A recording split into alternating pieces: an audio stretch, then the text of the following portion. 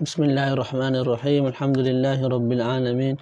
Wassalatu wassalamu ala sayyidil mursalin wa ala alihi wa ashabihi ajma'in.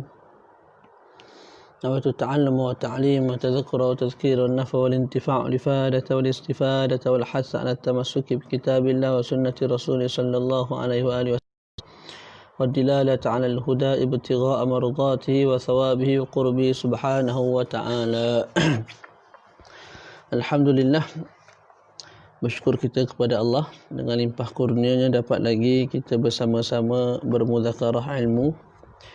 Dan insya-Allah pada kali ini kita sambung lagi mudzakarah kita pada fasal yang baru, iaitu pada fasal fi nawaqidil wudu. Fasal yang membincangkan perkara-perkara yang membatalkan wudu. Jadi kita baca. Nawaqidul wudu'i arba'atun. Al-awwalu al-khariju min ahadi sabilaini illa al-maniyya. الثاني زوال العقل بجنون أو سكر أو إغماء أو بنوم إلا النوم قائدا ممكنا مقعده. Itu dua perkara.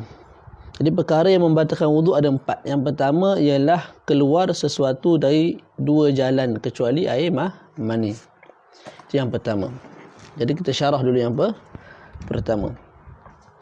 Pembincangan kita hari ini kita sebut tadi ialah perkara-perkara yang membatalkan wuduk, dengan makna bila mana kita ada berwuduk, kita ada wuduk, berlaku salah satu daripada 4 perkara ini, maka wuduk kita terbatal. Okey.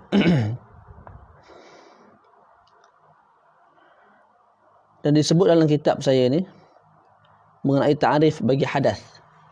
Sebab bila seseorang itu terbatal wuduk, maka dia itu dianggap sebagai orang yang muhdis, orang yang berhadas.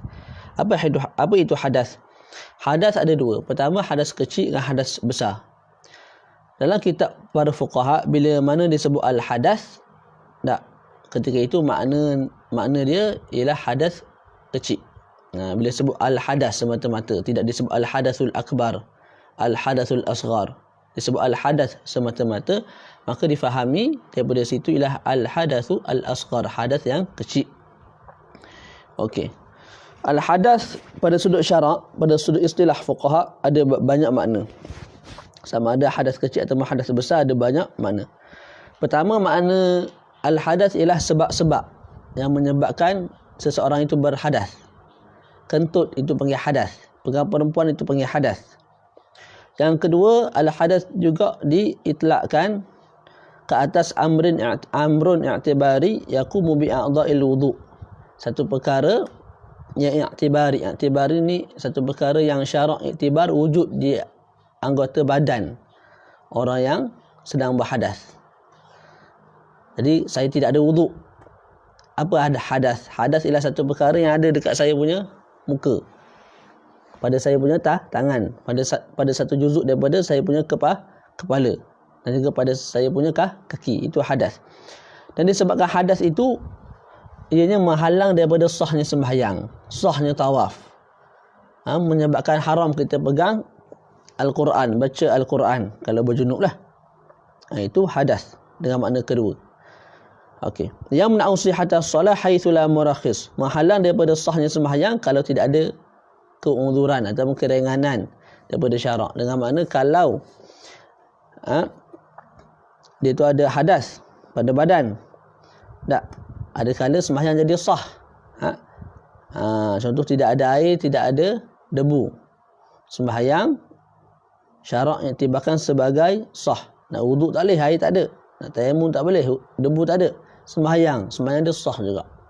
Okey, bila sah sembahyang tu, adakah kita sebut dia tu tidak ada hadas? Kita sebut ada hadas juga. Sebab apa? Sebab makna hadas yang kedua ialah amrun i'tibari yaqumu bi a'dha'il wudu' yang mena'u sihhatas salah haitsu la murakhis. Satu perkara yang diiktibarkan oleh syarak wujud pada anggota-anggota wuduk yang menghalang daripada sahnya sembahyang kalau tidak ada keringanan daripada syarak. Dengan mana kalau ada keringanan daripada syarak, maka sah sembahyang, cuma kekal hadas yang di anggota wuduk tu kekal ada. Okey, selesai kat situ. Makna ketiga bagi wa nahwiha. Makna ketiga bagi hadas ialah larangan daripada kita salat, daripada kita pegang Al-Quran, daripada kita tawaf. Itu makna hadas yang ketiga. Jadi al-hadas pada sudut syarak ada 3 makna. Yang pertama sebab. Sebab-sebab yang menyebabkan kita berhadas. Contoh pegang perempuan, pegang kemaluan, itu al-hadas kita panggil. Yang kedua ialah amrun i'tibari yang ada pada tubuh badan kita, yang dengan perkara itu menyebabkan kita tidak boleh sembahyang dan sebagainya. Itu yang kedua. Yang ketiga ialah larangan. Larangan kita sembahyang, itu panggil hadas. Larangan kita tawaf, itu panggil hadas. Jadi al-hadas dalam syarak ada 3 makna. Jadi kita masuk yang pertama, perkara yang membatalkan wuduk ialah khurujul khariji yaqina min ahadis sabilain, keluarnya sesuatu secara yakin daripada salah satu lubang, sama ada lubang depan ataupun lubang belakang, jalan depan ataupun jalan belakang, kubur ataupun dubur. Dan mesti keluar daripada orang yang hidup, macam kita lah, kentut batang. Adapun orang mati, kalau keluar sesuatu, angin ataupun darah ataupun cecair daripada depan ataupun belakang si mayat itu, orang mati itu, maka tidak batal wuduk. Mana kita tidak dituntut untuk wuduk kali kedua untuk si mayat. Lepas tu wadihin. Mesti orang yang hidup tu mesti wadih. Wadih ni bukan khunsa, betul-betul lelaki ataupun betul-betul perempuan.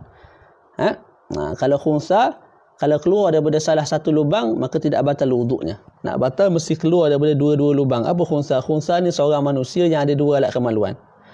Alat kemaluan lelaki dia ada, alat kemaluan perempuan dia ada, dan dua-dua tu syagal. Mana dua-dua tu berfungsi dengan baik.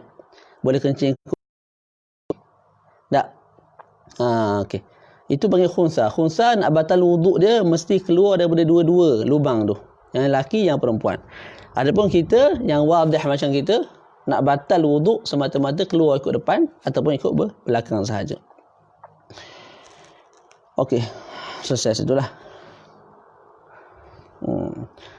Jadi batal wuduk kalau keluar daripada depan ataupun belakang. Walaupun kita punya kemaluan tu contohnya ada banyak. Contoh kemaluan depan dia ada 2. Dua-dua tu asli. Ataupun satu asli, satu lagi rupanya lebih kurang dengan asli. Ataupun ataupun ada 2 kemaluan, kita keliru hak mana asli, hak mana zaid, yang ditambah. Tak.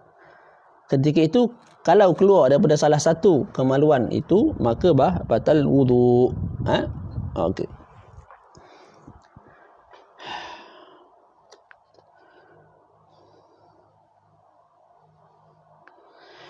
Okey, kemudian kita sebut keluar sesuatu. Sesuatu kat sini maksud dia ialah satu perkara yang umum. Sama ada yang keluar tu yang biasa keluar, contoh air kencing, najis, kalau perempuan darah, air madhi, air wadi, ataupun rutubatil mar'ah, itu semua perkara yang membatalkan wuduk yang biasa keluar lah. Ataupun jarang-jarang keluar. Contoh keluar ulat, ataupun keluar batu karang, tak? Ataupun keluar angin ikut bahagian depan kemaluan. Perempuan boleh jadi biasalah, kita jangan keluar angin ikut depan. Tapi kalau keluar batal wuduk. Ulat kalau keluar daripada punggung masuk balik, batal wuduk sebab dah ada nama keluar, walaupun keluar masuk balik. Tu. Begitu juga kalau darah buasir, yang darah tu keluar daripada dalam punggung, batal wuduk. Rutubatu farjin, orang panggil keputihan ataupun cecair yang keluar daripada faraj perempuan, yang keluar tu dah sampai kepada tahap yang mereka wajib basuh. Maknanya ketika mana mereka bercangkung, duduk cangkung, bahagian yang kelihatan tu ketika tempat tu wajib basuh. Kalau mereka kencing. Jadi kalau cecair daripada dalam keluar sampai ke tahap itu, ketika itu batal wuduk mereka perempuan. Duduk sebelah, main situ dulu. Main situ dulu. Nak ni, nak air. Okey. Selesai kat situ. Illa maniyya. Okey. Tadi kita sebut yang pertama, perkara yang membatalkan wuduk ialah keluarnya sesuatu. Apa jenis sesuatu sekalipun secara yakin keluar daripada salah satu lubang, daripada depan ataupun belakang. Illal maniyya, kecualilah kalau keluar itu air mani. Maka kalau keluar air mani, wuduk seseorang tidak batal. Cuma dengan syarat. Air mani yang menyebabkan tidak batalnya wuduk seseorang jika ia keluar ialah air mani yang cukup syarat. Apa air mani tu? Air mani sendiri, itu syarat yang pertama. Mestilah air mani sendiri. Dengan makna kalau air mani yang keluar daripada kemaluan dia tu air mani orang lain, ataupun air mani dia dengan orang lain, ketika itu batal wuduk dia. Contoh, tak dia ambil air mani orang lain, masuk ke dalam kemaluan dia, lepas tu terkeluar air mani. Air mani tu air mani siapa yang keluar tu? Air mani Abu, bukan air mani dia. Kita sebut Abu tadi tak? Abu dia ambil air mani, contoh siapa? Zaid. Abu masukkan air mani Zaid dalam kemaluan dia. Kemudian keluar air mani tu. Ketika itu air mani yang keluar daripada kemaluan Abu itu, air mani siapa? Air mani Zaid. Jadi air mani orang lain, maka batal wuduk. Begitu juga kalau air mani bergabung antara air mani seseorang dengan air mani orang lain. Ketika itu juga suruh tu bakso. Suruh bakso. Ketika itu juga membatalkan wuduk. Contohnya apa? Contohnya seorang perempuan. Fatimah main kat luar dulu, nanti Abi datang Okay, main kat luar dulu, nanti Abi buat. Ambil ni. Siap dah. Okey. Contohnya suami isteri bersama. Okey, bila bersama masing-masing puas. Fahamlah puas tu. Okey, jadinya perempuan tu lepas bersama, lepas puas, mandilah. Perempuan tu mandi wajib, kemudian sembahyang. Lepas sembahyang tu, contoh sembahyang Zuhur. Lepas sembahyang tu tiba-tiba terkeluar lagi baki air mani daripada kemaluan perempuan itu. Cantik.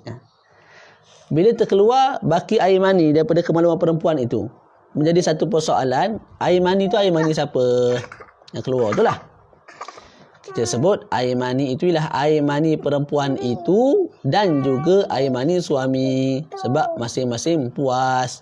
Jadi air mani yang keluar tu air mani siapa? Air mani suami dan juga air mani perempuan tu, isteri tu. Ketika itu kita sebut batal wuduk dia. Batal wuduk perempuan tu. Keluar air mani, keluar air mani, tapi air mani yang tidak cukup syarat. Ya Allah. Okey, itu syarat yang pertama. Okey. Dengan makna kalau yang keluar tu air mani perempuan itu saja, tak, ketika itu tidak wajib mandi. Tidak wajib apa? Tidak wajib. Bukan tidak wajib mandi. Kalau keluar air mani dia saja, maka tidak batal wuduk. Al-khariju awwala marrah. Tu syarat yang kedua. Mestilah air mani itu keluar buat kali pertama. Anda kena faham molek ni. Tu. Apa makna dia? Kalau seseorang tu keluar air mani, ketika itu kita sebut kena gaya tak batal wuduk dia. Okey, tapi air mani tu dia ambil, dia masukkan semula dalam kemaluan dia, lepas tu terkeluar kali kedua. Air mani yang terkeluar kali kedua selepas dia masukkan ke dalam kemaluan dia semula, ketika itu kita sebut batal wuduk dia. Jadi syarat yang kedua untuk kita katakan air mani tidak membatalkan wuduk, hendaklah air mani tu keluar buat kali pertama. Kalau keluar buat kali kedua dengan gambaran khusus yang saya sebut, iaitu keluar air mani, dia ambil picagari, dia sedut air mani dia masukkan balik dalam kemaluan dia, keluar balik buat kali kedua. Ketika itu batal wuduk dia. Okey. Jadi kita sebut air mani tidak membatalkan wuduk. Li'annahu awjaba 'azamal amrayn. Sebab air mani ini mewajibkan perkara yang lebih besar daripada dua perkara, iaitu wuduk dan juga mandi wajib. Air mani mewajibkan mandi wajib lebih besar lah daripada wuduk. Bila dia mewajibkan satu perkara yang lebih besar, maka perkara kecil itu dah tidak jadi wajib. Okey. Wa innama awjabaha al-haid wan nifas. Okey. Jadi kaedah yang disebut tadi tu juga kena pada haid dan juga nifas. Haid dan juga nifas juga mewajibkan perkara yang lebih besar, iaitu apa? Iaitu mandi wajib. Tapi sebab apa kita sebut wuduk mereka batal dan mereka kena berwuduk juga kalau nak sembahyang? Sebab ghilaz. Sebab apa? haid dan juga nifas ni dia hukum dia berat. Lebih berat daripada apa? Lebih berat daripada air mani. Air mani ringan sikit. Jadi bila keluar air mani wajib yang tinggi, maka yang rendah tak wajib dah. Itu secara mudahlah.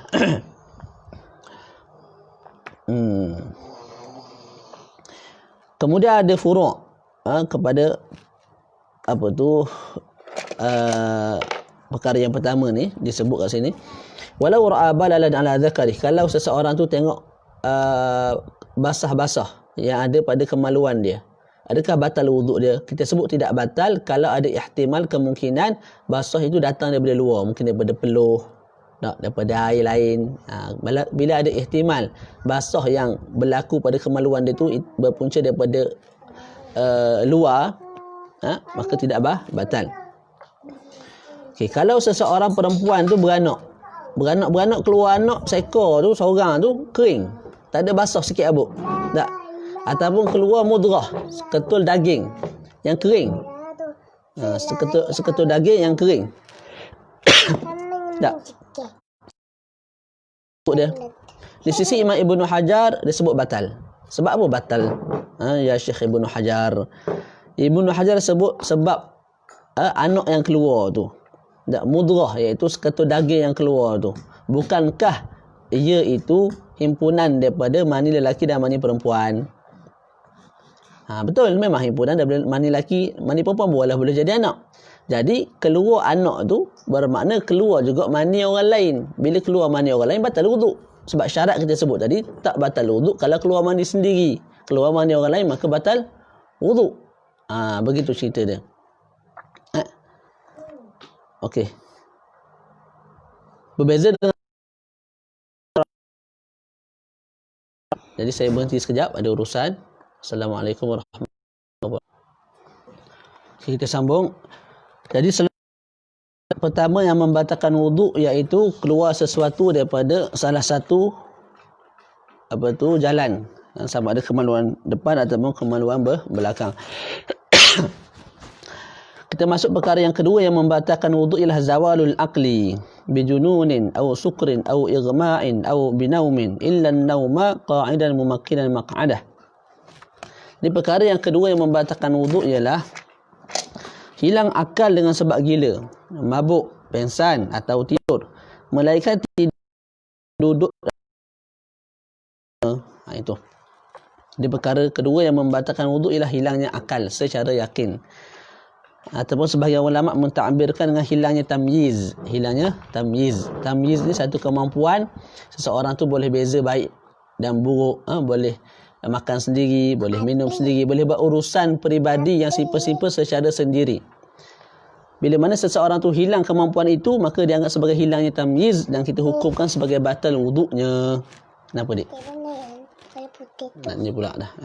Jangan main ni, bahaya. Jangan main ni. Pakai minyak wangi je lah.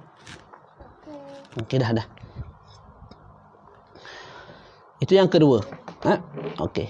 Jadi hilangnya tamyiz itu boleh jadi dengan sebab terus terangkat kita punya akal, hilang terus akal. Jadi hilanglah tamyiz tu. Hilang akal dengan cara apa? Dengan cara gila. Apa gila? Gila ialah satu penyakit yang menghilangkan perasaan daripada hati, tapi dalam masa yang sama kekuatan tubuh badan masih ada. Mana orang gila kalau kita ajak dia bergaduh, kita boleh jadi kalah. Sebab tubuh badan dia masih kuat. Cuma yang hilang perasaan dari hati. Nak rasa sedih, nak rasa marah tu kurang. Tidak ada dalam hatinya. Dan gila ni tidak akan berlaku sesekali kepada Nabi Muhammad sallallahu alaihi wasallam dan juga nabi-nabi yang lain. Yang kedua, boleh jadi hilang akal itu dengan cara tertutupnya akal. Dengan cara tertutupnya akal, contoh seperti sawan.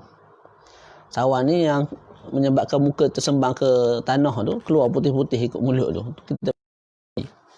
Sebab apa nama sawan babi? Tu tak tahulah. Sebab apa dipilih babi tu. Tak. Kemudian suker, mabuk. Cuma mabuk diingatkan, awal-awal mabuk tak batal wuduk. Seorang tu baru minum arak. Yang kita sebut apa tadi? Seorang, okey. Mabuk baru minum arak. Mula-mula dia sedar lagi. Tak, waktu tu tak batal lagi wuduk. Okey, sampai pertengahan, sampai akhir Lepas dia minum air syaitan tu, air arak tu, waktu tu baru batal wuduk. Jadi mula-mula minum air tak batal lagi sebab dia dalam keadaan masih okey. Lama sikit barulah batal wuduk dia. Itu orang panggil mabuk.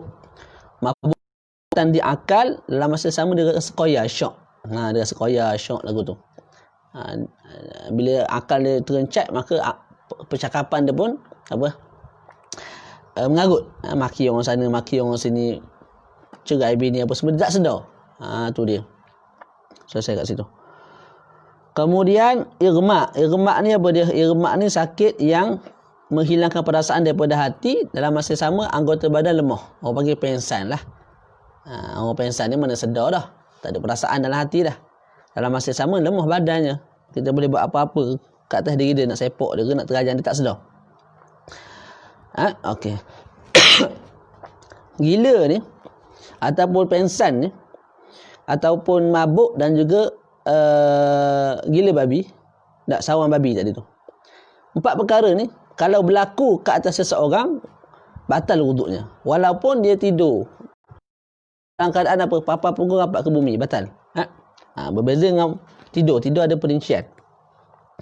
Au binaumin, ataupun dengan cara hilangnya tamyiz dengan cara tidur. Nabi sebut dalam sebuah hadis, man nama falyatawadda. Siapa-siapa tidur, maka berwuduklah dia. Jadi falyatawadda ni apa dia? Lil amr.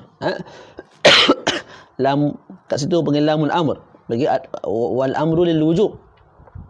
Jadi wajib kita berwuduk. Dengan mana batal wuduk kita, maka kita wajib berwuduk. Itu dalilnya. Lepas tu yang atas tadi tu, mabuk, pensan apa semua tu, kita kiaskan dengan tidur. Kalau tidur dah batal wuduk, lebih-lebih lagi yang atas tu. Gila, lebih daripada tidur lagi gila ni. Tak, mabuk lebih daripada tidur lagi. Ketika itu, kalau yang ringan pun batal, yang lebih daripada ringan itu lagilah dikatakan sebagai perkara yang membatalkan wuduk. Jadi yang kedua, yang membatalkan wuduk ialah hilangnya akal secara yakin. Dengan gila, ataupun dengan mabuk, dengan pensan, dengan tidur, kecuali. Dia ada kecuali. Kecuali tidur. Fatimah, main lihat dulu. Okey. Kecuali tidur yang dalam keadaan duduk yang papan punggungnya rapat ke bumi. Papan punggung dengan mana? Lubang punggung. Itu. Jadi tidur ada perincian. Kena syarat, tak batal wuduk. Tidak kena syarat, batal wuduk.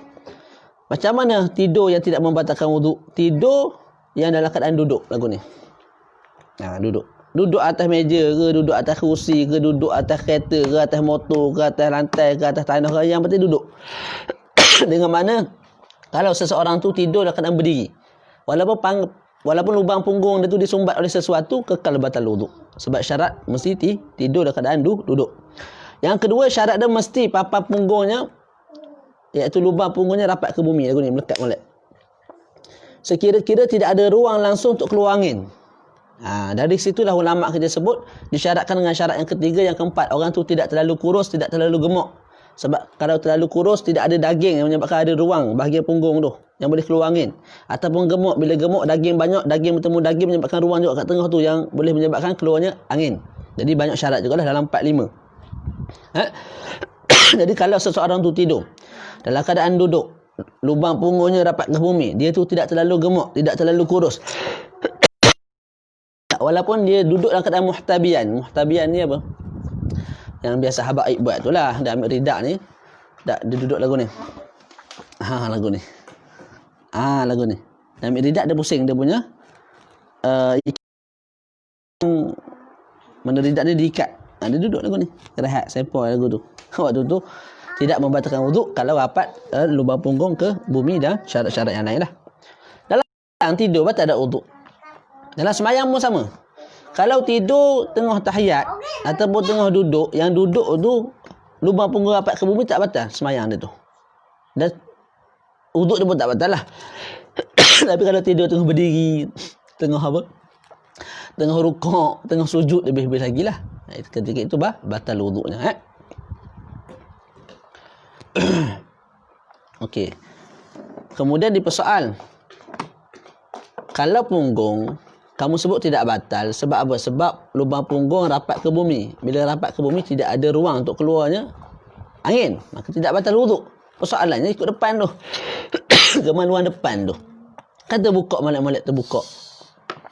Kenapa tak sebut batal wuduk? Kemaluan depan tu kan terbuka, depan tu tak tertutup. Allah Allah. Nak kasih Abi. Nanti mana duduk sana dulu. Nanti Abi bagi hadiah. Nak kasih Abi. Abi. Tengok ni. Nak kasih Abi dek. Nanti Abi itu Jadi kita jawab kemaluan depan ni sekalipun ada ihtimal keluar angin tapi tidak ada diambil iktibar oleh syarak. Sebab jangan berlakulah angin keluar ikut depan. Wan nadiru la hukma lahu. Orang yang atau perkara-perkara yang nadir tu kita tidak ambil iktibar, kita tidak buat hukum baginya. Malah kalau berlaku banyak kali keluar angin ikut depan. Contoh Zaid ni memang keluar angin sama ikut depan dia. Dia pun tidur. Tak, bila dia tidur tu kemungkinan untuk keluar angin ke depan tu memang ada lah, sebab memang Zaid ni memang sama keluar angin ke kemaluan depan tu. Kita sebut kekal tidak batal wuduknya. Ada dalil tak? Ada. Mazhab Syafi'i terbina atas dalil. Terbina atas dalil. Cuma tinggal lagi ada orang tahu, ada orang tak tahu, tu jelah. Ialah sahabat Nabi bila mana tidur tak sambil-sambil tunggu nak semayang. Tu, tunggu kat masjid, duduk lagu ni. Hari sekali tertidur, ngantuk. Sampai kepala tu nak jatuh ke bumi dah. Lepas tidur tu, Nabi datang, mereka terus bangun, terus semayang dengan Nabi. Mereka tak berwuduk dulu. Jadi, ulama Syafi'iyah mengatakan, tak batal sebab apa? Sebab sahabat tidur dalam keadaan papa punggung rapat ke bumi. Maka tidak batal. Tu. Okey, kemudian kita sebut tadi nak batal wuduk mesti hilang akal dengan cara yakin. Maka kalau ada was-was, syak wasangka, maka tidak batal wuduk kita. Tak. Contoh kita syak, aku ni tidur ke mengantuk? Tak batal. Sebab yang batal tidur. Yang mengantuk tak tidur. Yang mengantuk tak batal. Apa beza dia dua tu? Mengantuk, kita boleh dengar orang bercakap keliling kita, cuma tak jelas. Tak, orang bersembang, orang ceramah, orang khutbah. Biasanya orang tidur. Khutbah ni waktu yang paling sesuai untuk tidur lah.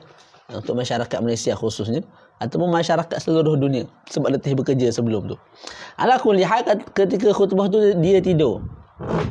Dia mengantuk. Apa tanda dia mengantuk? Dia dengar khutbah. Tapi bila orang tanya pasal benda khutbah tadi, bincang pasal apa, dia tak boleh jawab. Tapi dia dengar tak bunyi. 2-3 patah perkataan, lepas tu tak jelas, lepas tu jelas. Tu dia dengar. Jadi itu tanda dia tu mengantuk. Kalau tidur memang tak dengar langsung lah. Dan alamat kepada tidur ialah datangnya mimpi. Jadi dia syak. Aku ni tidur ke mimpi? Tak batal wuduk. Ataupun dia syak, aku duduk tadi tu. Aku tidur keadaan duduk. Aku duduk tu papa punggung aku, lubang punggung aku rapat ke bumi ataupun tak batal wuduk. Ataupun dia syak, aku macam terlelap tu. Aku bermimpi, tapi adakah ia betul-betul mimpi atau sekadar hadisun nafs? Hadisun nafs tu permainan dalam jiwa. Benda yang bermain dalam jiwa kita. Ketika itu juga tidak batal wuduk. Fatimah nak apa? Nak kacau Abi. Kejap je Abi nak habis dah ni. Itulah. Man tazawwaja faqad rakibal bahr. Lepas tu man wulida lahu walad, apa? Inkasara. Ar-raq, apa benda apa Imam Syafi'i sebut. Siapa-siapa yang berkahwin, maka apa tu laut. Mana gelombang tu banyak lah, cabaran tu banyak. Bila dah ada anak seorang, 2 orang, 3 orang, maka pecahlah dia punya kapal tu. Mana ujian lagi banyak lah untuk menuntut ilmu dan sebagainya. Tapi kita sama je, kahwin tak kahwin malas juga.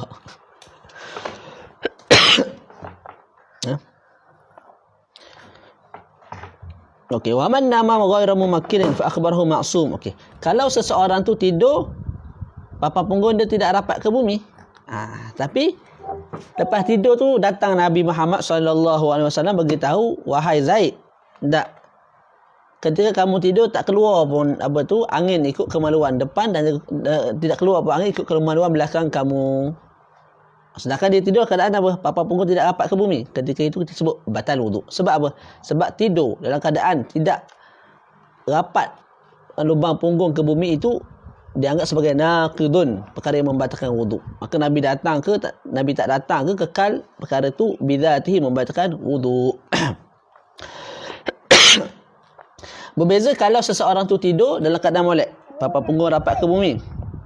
Lepas tidur tu sepatutnya kita sebut tak batal wuduk. Tapi datang Nabi bagi tahu.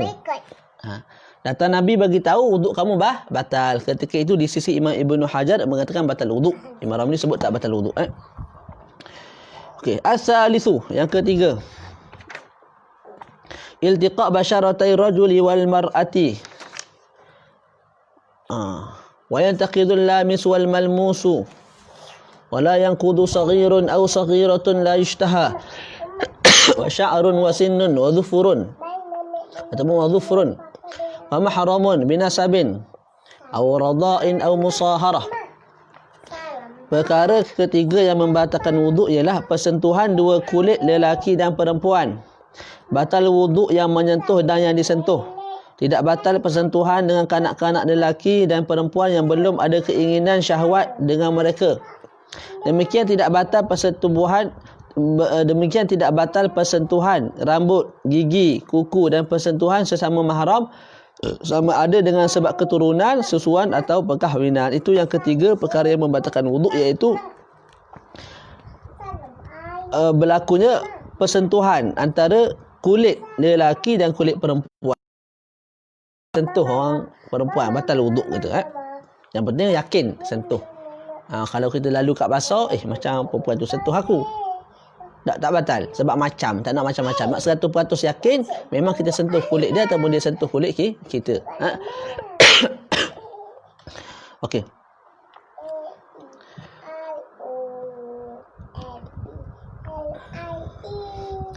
Jadi batal wuduk kalau seorang lelaki sentuh seorang perempuan. Walaupun dua-dua tu budak kecil, yang dah ada masing-masing tu dah ada syahwat lah, atau masing-masing tu kalau kita tengok kita nak berkahwin dengan mereka. Ataupun mamsuh, laki tu tidak ada alat kemaluan dah, ataupun ada cuma tak boleh nak tegang, tak boleh nak naik, tak dia sentuh perempuan, batal juga wuduk dia. Ataupun laki tu dipaksa untuk sentuh perempuan, batal wuduk.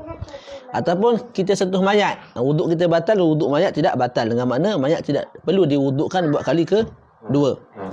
Ataupun kita sentuh perempuan dengan tangan kita yang asyal, yang lumpuh, batal wuduk kita. Ataupun kita sentuh dengan tangan kita yang kedua, contoh belah ni ada dua tangan, tak batal wuduk kita. Okey. Kalau kita sentuh jin batal tak? Sentuh jin di sisi Imam Ramli batal wuduk. Mana sentuh kulit jin, batal wuduk. Okey. Kemudian menurut Imam Ibnu Hajar, kalau persentuhan tu kita dapat tahu melalui khabar seorang yang adil juga menyebabkan batal wuduk. Mana kita syak, aku ni batal, aku ni sentuh tak, atau aku ni sentuh ataupun tidak pernah nampak manalah, sebab kita pandang ke depan dia ke sana, terlanggar. Tapi langgar tu betul-betul kulit ke kulit ataupun kulit ke apa, kita punya baju, tak ada lapik. Tu tiba-tiba datang seorang yang adil beritahu memang kulit ke kulit, ketika itu kita sebut batal wuduk. Itu di sisi Imam Ibnu Hajar lah. Dengan perkhabaran seorang yang adil, yang mengatakan kita telah sentuh seorang perempuan, maka wuduk kita juga batal. Sebab apa batal kalau kita sentuh? Sebab tangan kita ni tak tempat kepada timbulnya syahwat. Bila sentuh lagu ni, tempat timbulnya syahwat. Dan timbulnya syahwat, wujudnya syahwat itu tidak sesuai dengan hal keadaan seorang yang sedang bersuci dan nak solat, membaca Quran dan sebagainya. Jadi kita sebut tadi bertembungnya, bersentuhnya kulit lelaki dan perempuan. Maka daripada situ kita faham kalau lelaki sentuh lelaki tak batal wuduk, ataupun perempuan sentuh perempuan tidak batal wuduk. Tak. Ataupun seorang khunsa. Khunsa yang tadi yang kita terang tu dia sentuh seorang lelaki, tak batal wuduk.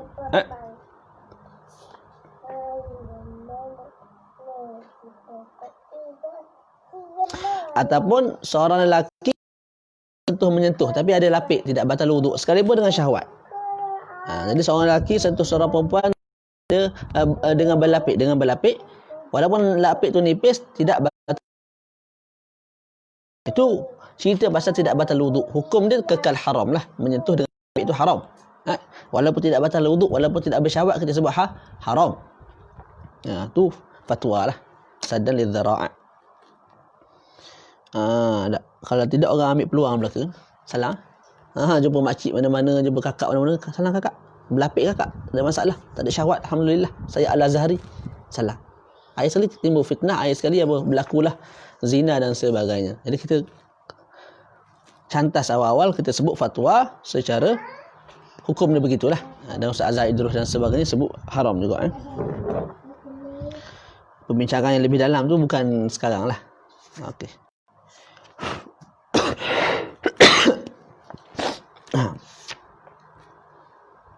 Kemudian kita sebut nak batal mesti sentuh kulit ke kulit. Jadi kalau sentuh bukan kulit maka tidak batal. Okay, sebelum tu kita beritahu dulu sentuh termasuk juga bawah kulit ialah adik-beradik kulit. Apa dia ni, lidah. Lidah kita ni, gusi kita, tak dalam hidung, tak dalam mata ni, menurut sebahagiannya kata batal.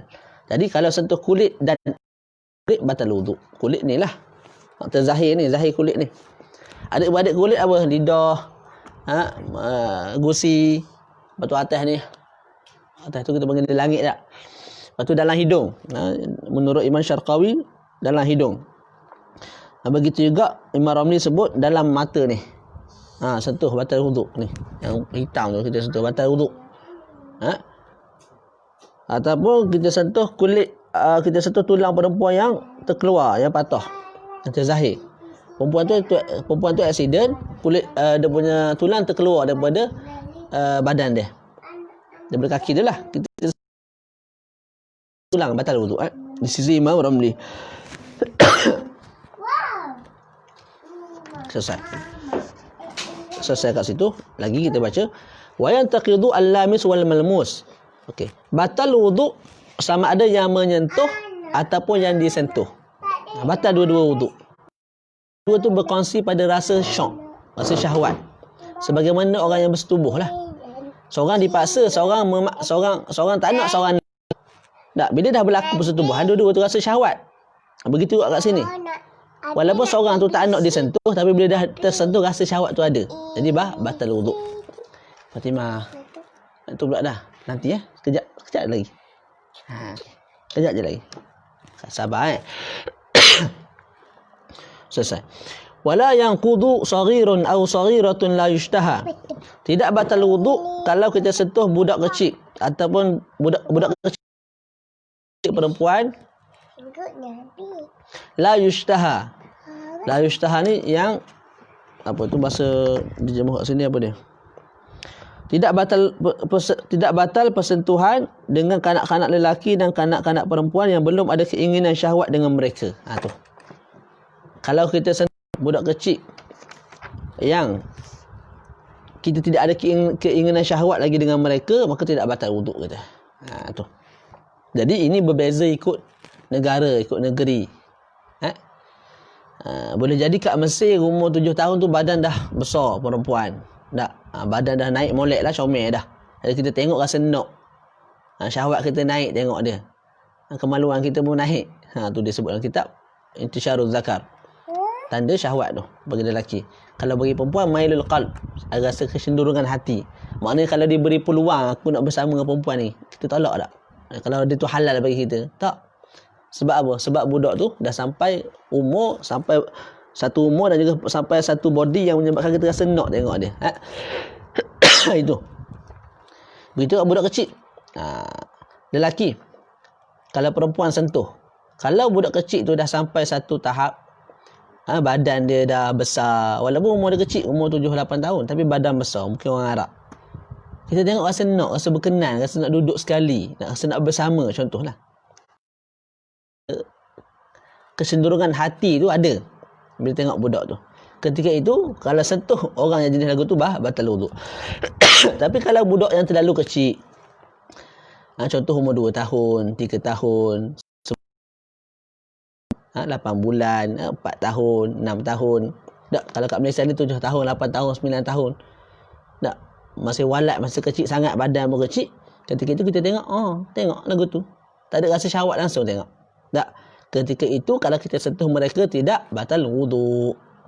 Dan kita ambil iktibar dengan kebanyakan manusia, rata-rata manusia. Contoh, Zainab seorang ni. Umur 4 tahun. Orang tengok memang tak ada nafsu lah. Tiba-tiba ada seorang manusia bernama Zaid tengok perempuan yang 4 tahun ni, Zainab ni, rasa nafsu. Adakah Zaid kalau sentuh batal? Tak batal juga. Sebab apa? Kita ambil iktibar dengan mu'zam.